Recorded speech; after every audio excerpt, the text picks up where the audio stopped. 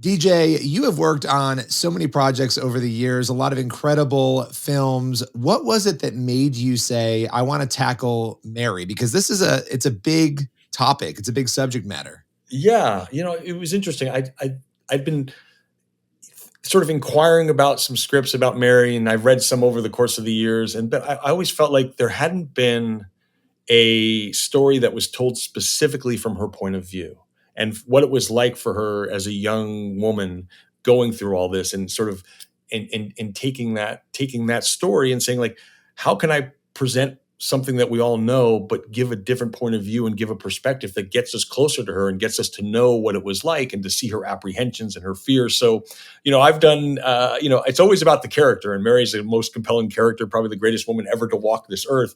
So it's always about the character for me, and I really just fell in love, and I'm in love with this character, and I wanted her to sort of, not to reintroduce her, but to introduce her in a way where people can find her human and accessible, and that was the main goal. Yeah, no, I love that. And I think this is what has made, The Chosen, right? The TV series. It's what has made it so popular, I believe, is that people are getting a chance. When you read the Bible, when you read these stories, it's wonderful. It's amazing. You're reading scripture, and that's great. I think some people, though, struggle to understand or think, what would it be like to actually be in that place, right? What would it be like to be married, to go through those things? What does that look like from a human experience, not just sort of reading it? I'm not trying to diminish it. I'm just saying I think we Right, right. struggle sometimes.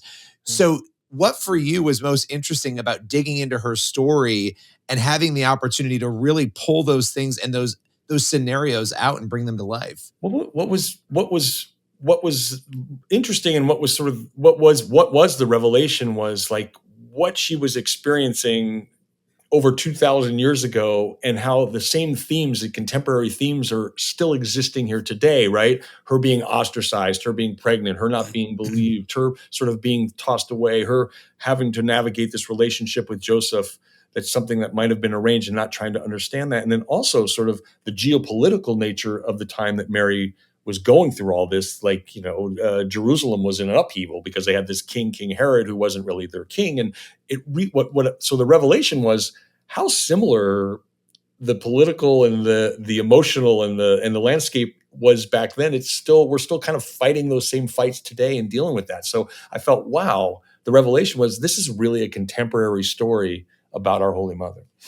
Yeah, no, that is so interesting. How did it change your perspective on faith, your faith itself, going in and working on a project like this? Well, it reinforces your faith, because, like anything, any film is going to test you. Like, you are, I do believe that everyone has this vision of the film business and the glamour and the red carpets and all that, but you go away, you rip from your family for 4 or 5 months, right? You're going to the other side of the world. You're forming another family within this movie, and you're always trying to find what it is about. I've always looked, up to say, like, why is it me? Why is it me making this movie? And I think what I really came to, particularly halfway through the movie, because it was a very difficult shoot, was when Mary basically accepts her calling, or she accepts her mission, she accepts God, and she basically says, "Let it be me," like, let it be me. And I just remember, like, that to me was sort of the revelation.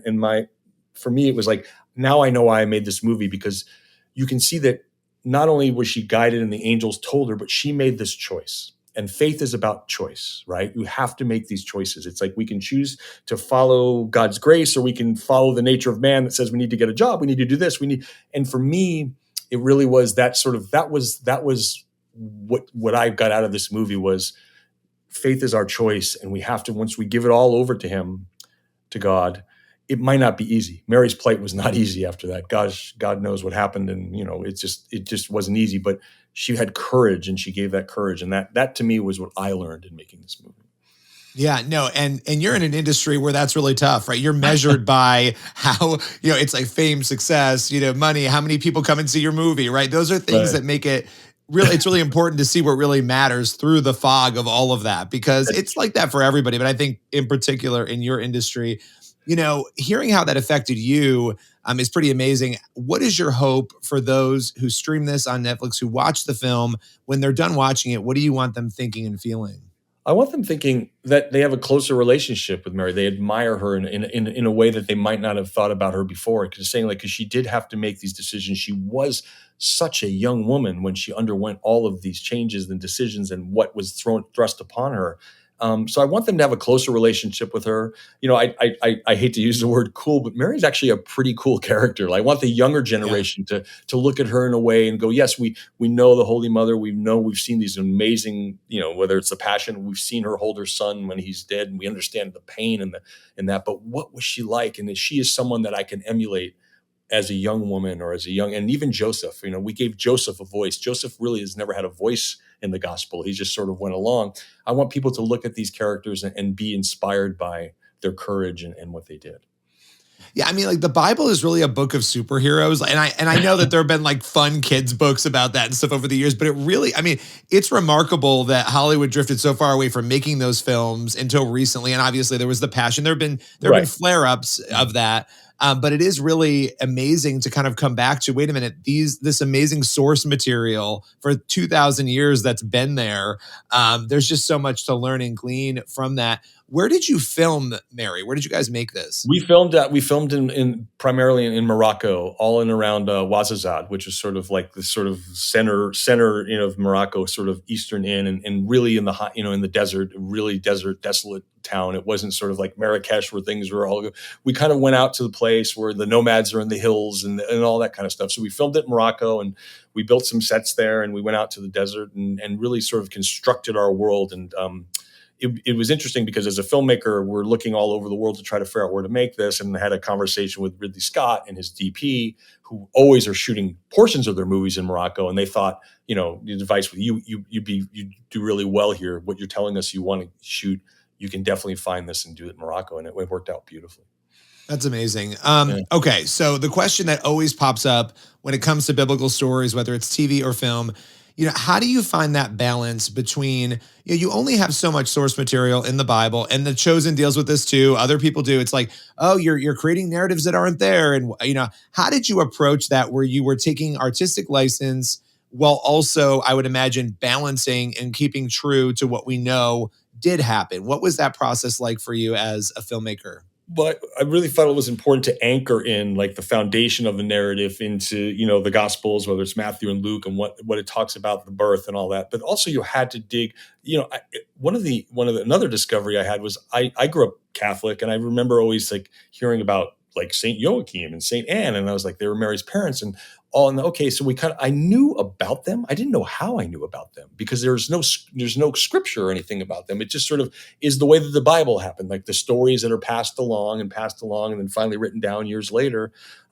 So what I did was we did a little research. Josephus was a historian who really documented, the Jewish wars and what happened between Rome, and like his volumes are like this. It's like there's so many. So we got tons of the geopolitical Herod stuff, and then for the Protovangelium of James, you got to learn about Mary and her parents and all that. It's a non-canonized scripture, but it is a text of that time. And so really anchoring in the story that we all know, the biblical story, and then branching off, I think you have to stay true to the theme of what was happening, and then also find ways that cinematically we're making a movie, right? We're here to make a movie and also to pay reverence. What can we do to fill in those gaps, to make the story flow and to make the narrative flow, and also still talk about the situation. So when Mary and Joseph flee from the Roman soldiers, that's all you hear. Like, so that's all it says. So how can a filmmaker interpret what would it be like to flee from the Roman soldiers? And what if they were right on them and right next to them and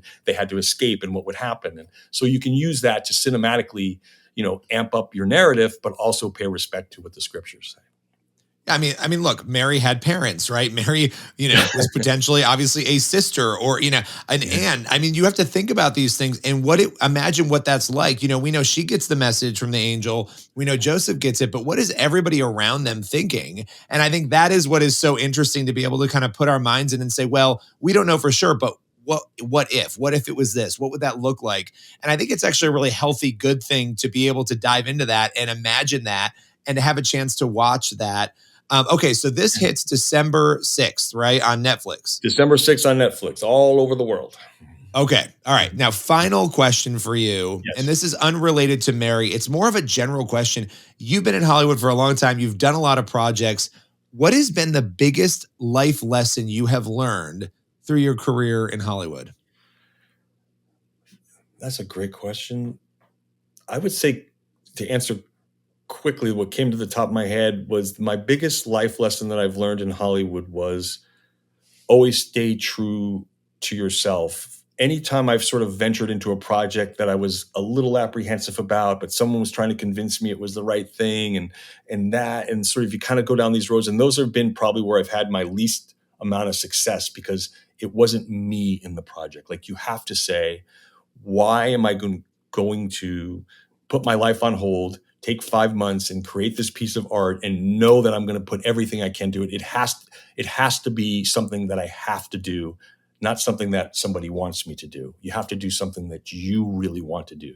And I think that's probably my biggest lesson that I've learned over these years about what really is satisfying and what makes sort of you. I make my better movies when there's a big piece of me in the movie and not just me making the movie for someone else, making it for a reason that I need to make it. Well, I appreciate that. I love that. The film is Mary. It hits Netflix on December 6th. Thank you so much for your time today. Thank you. I really enjoyed the conversation. Thank you.